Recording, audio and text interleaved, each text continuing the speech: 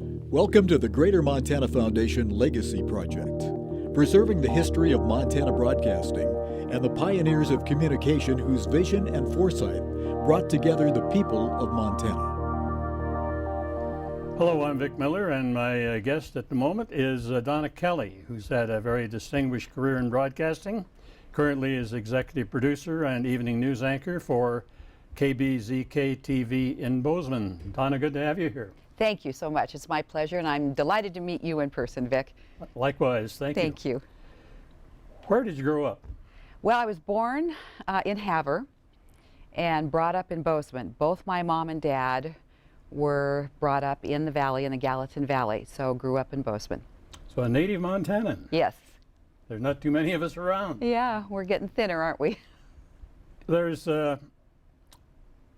always an interesting view as to what prompted you to get into this business. In my case, I think I checked around and discovered there wasn't a lot of heavy lifting involved, but hopefully you had a nobler cause. Well, both my parents were teachers, so I intended to be a teacher. And I was working one summer pushing popcorn at the drive-in theater in Bozeman when we still had the drive-in. It's no longer there. And the guys from the radio station came out and were doing a remote broadcast. And so during one of their breaks, I thought I was, a smart alecky kind of high school kid, I think, and thought I could do this great Italian accent. And so I did one of the breaks with them, and one of the salespeople said that they had a secretarial job opening at the radio station that would be coming up in the summer. And I was just about to graduate high school, and so I thought, well, I suppose I can't push popcorn forever. And so I went out to the radio station and got the job as a secretary. And then from there I moved on to doing some sales for my customers. For some of my clients, I would start doing some of their ads on the air. And from doing some of those commercials, then I moved on to being a DJ on the radio. So I have mostly a radio background before I went into television. Did you do news at that time also? I did not. I really didn't. I did commercials and then was a DJ on the air. There's a lot of times back there you did everything. You did news, you did commercials, you did the whole schmear. Right. Dean Alexander was one of our newsmen who went on to be, one of the best-known broadcast play-by-plays for the Bobcats for MSU. And so he was doing news, and so I would always saddle up to him in the morning meeting, and just a great man. What was the transition between radio and television then? I went out to a broadcast school in Seattle, and I was kind of interested in your bio that you studied in Seattle as well. You had to have that first-class license if you were going to turn on the transmitter or off, in the morning or at night. And so I needed to get that, and so I went out to a broadcast school in Seattle. I wonder if the same one that you went to. I don't think I went to the YMCA School of Broadcasting. Okay. Yeah, this I think was the Ron Bailey School of Broadcast downtown. Exactly. And so you learned, mainly how to turn things on and off, and that's what I did. And then from there, we came back and we're working in radio in Bozeman.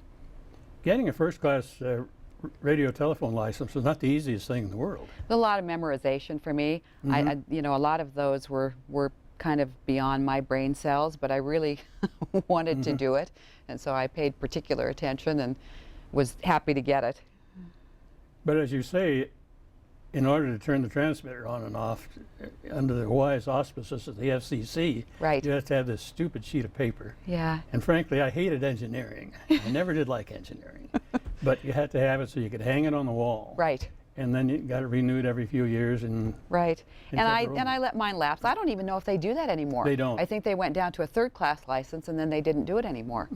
Yeah. No, I used to have my chief engineer when I was managing a station sign off on it so I get it renewed again. Oh, sure. And so I think I still have one hanging around at home. I saw that little teeny card. Yeah. But it was a totally different world. But they had the rules and regulations, and that was the way it was. And so you went with the game. Right. Where'd you go then from in the television business?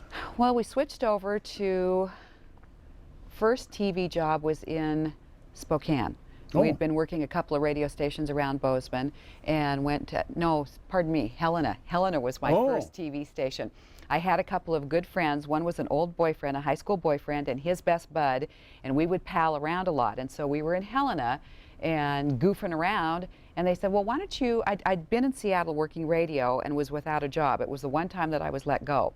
I'd been working in the Tri-Cities, and they thought, and one of the first women on radio more, you know, as a DJ. And so they took me to the sister station in Seattle, and I was terrified. And you know, as a performer, when you don't have confidence, you don't do very well. Right. And so I got there, and I was afraid that I was above my level, and so my performance suffered, and they thought my performance suffered. And when they thought my performance suffered, my performance got worse. And so they said, you know, we think we're going to have to let you go. So I was without a job, and I was goofing off with my boyfriend and his best bud, who were still all very close. And they said, why don't you go in there and see if you can get a job at the TV station? I said, I can't go in looking like this. I mean, you're in your goofing around and jeans and a t-shirt and stuff. And so they said, well, just go in and see. Well, as the Lord would have it, of course, there was a job available. And so they said, I said, well, could I go home and clean up and put on some better clothes and come back and do a test with you? And they said, sure. So they gave me a couple of days to go home and worry about that and come back. And as you and I were visiting before we started a little bit, of course, no teleprompter and that kind of stuff. But I had this radio experience, so I felt still confident a little bit in that. Sure. And so I did a test with them and went up to the front. And as I was filling out the paperwork for the job application, the news director came out and said, our general manager doesn't want me to let you get out of the building. He wants me to sign you right now. So. Who was running the station then? Do you remember? One of the... or who owned it? Or? Right, Cook did. Oh, yeah. And I can't remember his first name off the top of my head. Yes, yeah. I can't bring And you know, it was a Quonset hut in those days. Right. And they have, you know, certainly upgraded that, but it was a Quonset hut, and it was Rich O'Brien was the news director, and so I started shortly after that with him. Yeah. Well, Tim Babcock owned the station at one time, of course, and then sure. My old friend Don Bradley owned it at one time. So it's gone through an awful lot of changes, but you bet. It's always been a bit of a struggle in Helena for some reason, because it's you're competing with cable and a bunch of other things. Yeah, so that was my first TV job, and then got back into radio in Bozeman because I had my first son. Oh. And so we went back to Bozeman, and then after that we went to Spokane, to KXLY TV. Well, eventually you ended up with CNN. How did that happen? We were at KXLY, and I was doing weekends, and they were pretty grueling long weekends. I would put in normally 25 hours in 2 days, because I was producing there as well and anchoring there as well. But it was just great. And that's the thing that I tell kids who want to start out in the business too, that you should go to a small market station, or you should go to some place where you do everything. Right. Because you learn how to do it, and you develop an appreciation of the other people who are working with you. So you know that everybody is important on the team. And so I was doing that, and I had sent something in actually to, I think it was another department with them, and Sam Zellman, who was there at the time, saw my tape and said, you know, come on down. So we went down for an interview, and I got the job. Wow. And my husband at the time was also working at the station, and they said, we can't promise anything, but we don't mind hiring husband-wife combinations.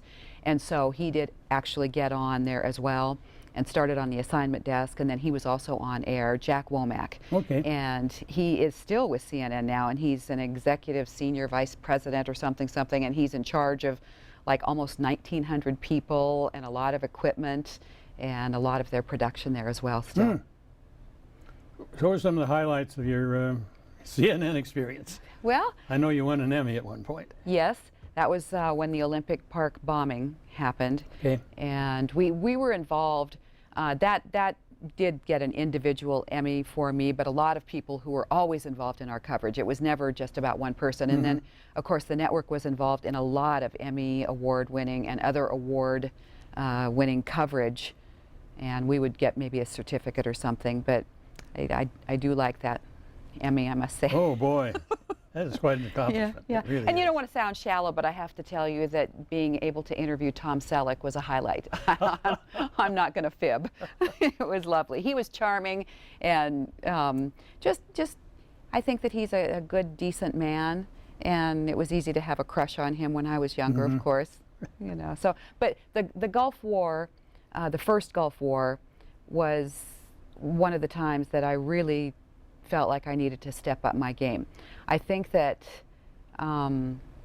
confidence factor for me was a little difficult at first because I was working next to people who had worked at other networks and been in New York and been all over, and I felt like, you know, some of my happiest times were at haying season in Montana, but sometimes I felt like I was a kid that was still, you know, on the hay bales. Sure. And felt a little bit, more than a little bit, probably intimidated by some of the people that I worked with in a good way. They weren't, you know, trying to intimidate me. I just felt that way. And so I know that when you're in a difficult situation like that, and it was so important, that allowed me to get past myself, if that makes sense. Sure. You know, where I couldn't let that intimidating factor or feeling like that maybe I was not quite as high a level as some of the other folks had with experience and stuff. I had to up my game. And so that was a good confidence builder with me. And it was hard work, but I was willing to do it. And it was probably a bit of a changing point in my career. And then when we had another manager who came in, Tom Johnson, who came in to head up CNN, and Rick Kaplan, who came from ABC. Both of them were very good for me because they had confidence in me, as did some executive producers who were there. And I think you probably know, as a performer, like I said before, when someone has confidence in you, it helps your performance. But then you know that you have to play at a certain level. But the first Gulf War was probably when I kind of developed a little bit more confidence and really got, I think, better. Well, the opportunity to advance, you know, everybody gets into the business and think, well, maybe I'm going to be on the network level, or and the odds are so great against you. But like, we had two people grew up in Billings. One was Don Oliver, who ended up as NBC's West Coast correspondent, and of course Brent Musburger, Yes. who is still banging along. Yes. Yes. So the opportunities, like you say, are still there if you have the desire and the talent. I think there's a big God factor in that too, though. You know, I intended to be a teacher like my parents, and just, you know, just the way that things happen. I don't know that those are accidents. You know, and I think that there are things that I wish I would have done in my career as well. I think I had other opportunities. I did have, you know, 2 other networks approach me, actually 3, and I was. Not that they offered me a job, but approached me. But I was fearful of going.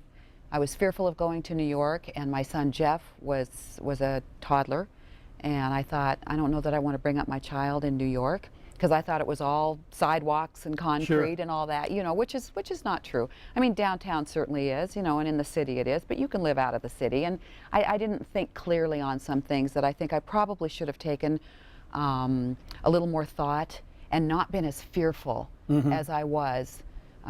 You get to a point, I think, where you think you're doing well where you are, and maybe I didn't want to rock the boat, and I just thought that it was probably better to stay put. But now, of course, I think back and I think, you know, should have been a little braver, should have stepped out and done a couple of those and at least tried. Right. It is difficult getting out of your comfort level. Yes.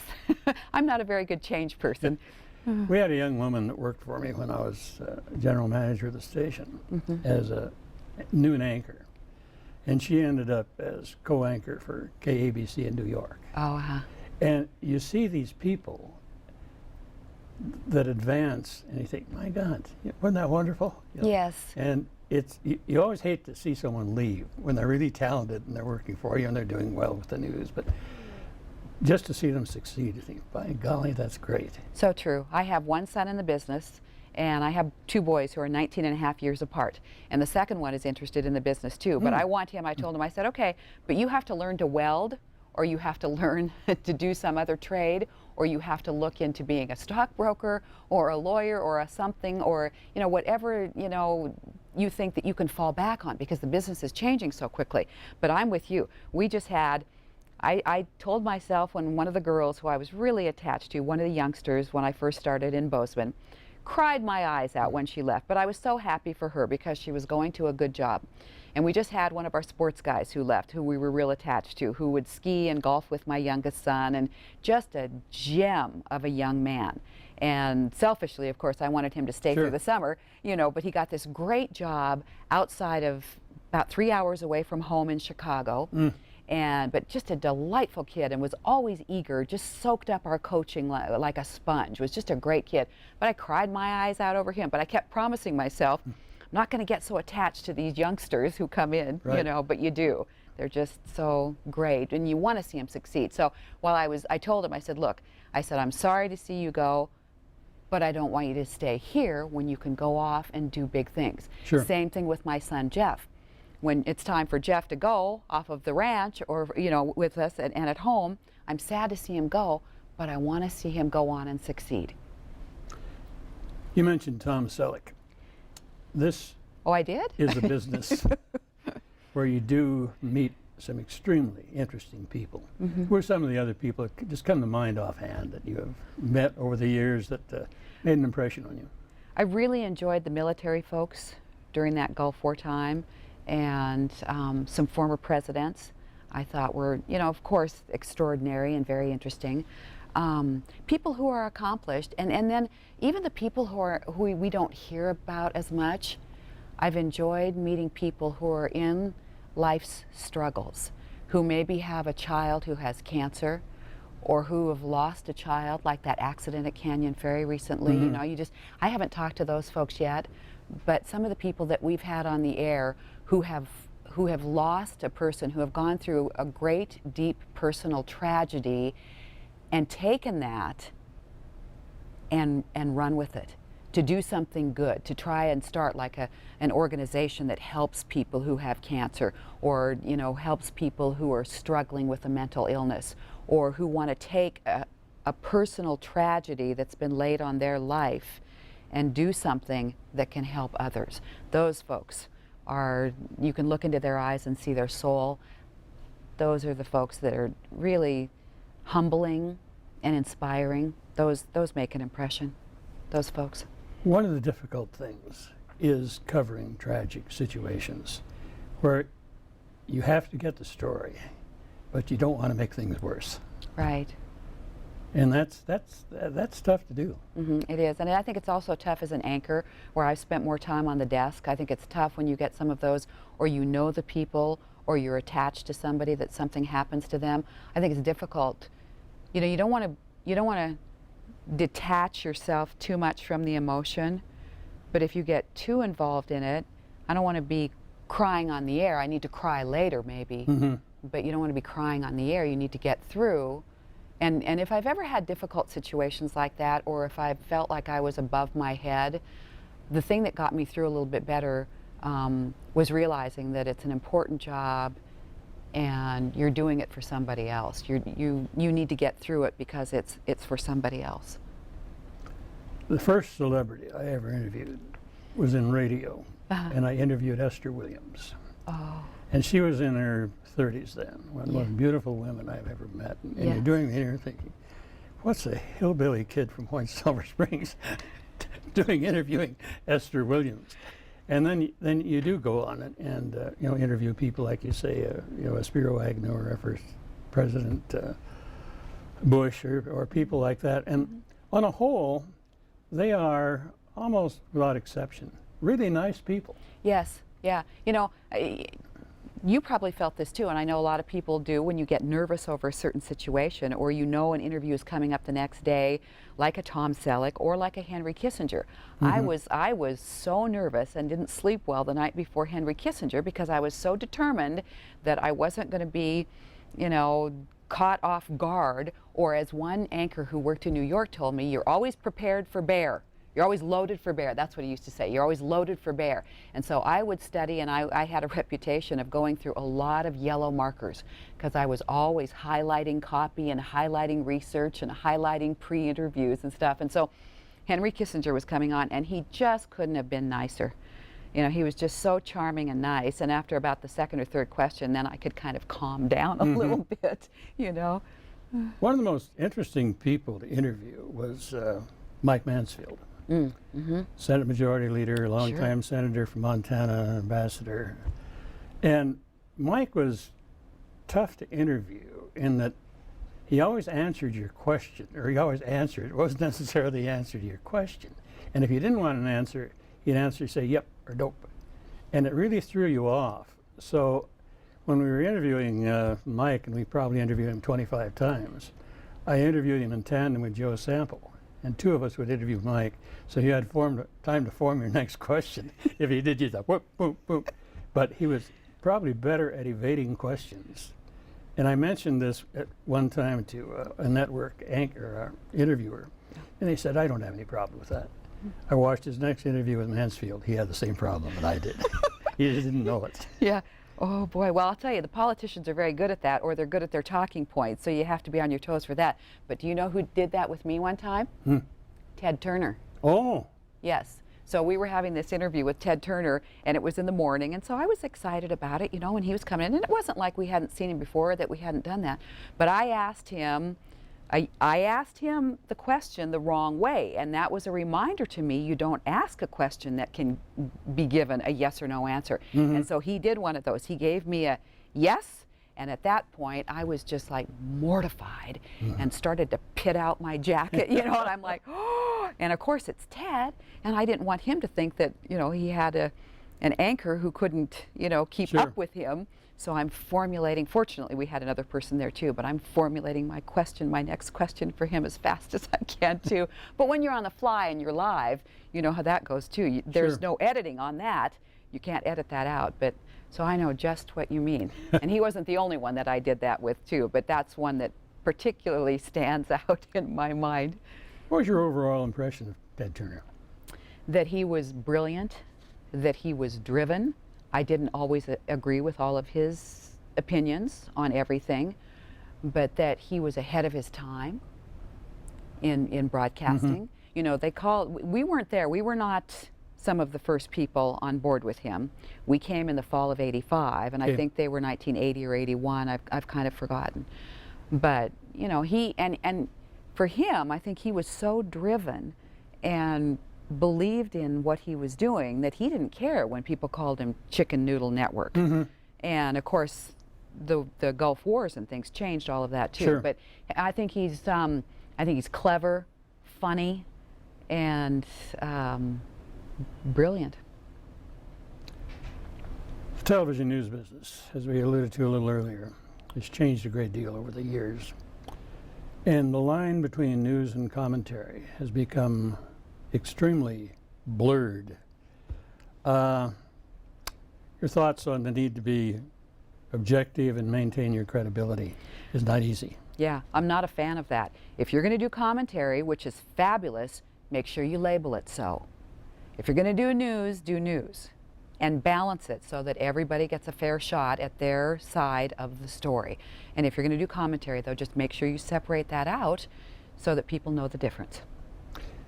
And you can lose your credibility very easily. And one of the things that ended up being Dan Rather's downfall is he lost that credibility. I mean, you can have 10,000 movies about it, but the bottom line was he just lost some objectivity along the way. And I was a big fan of Dan Rather. I thought he was one of the best reporters, particularly covering the war and some other things. And but people change. And one of the things you have to really watch out for, as you probably discovered, is you cannot spend all your time around people who think exactly the way you do. I think that's true. I think that's really true. I think that if you have a conversation and you can find out and expand your horizons of what other people think, that there are oftentimes people have good points to make, and there's a lot of not black and white.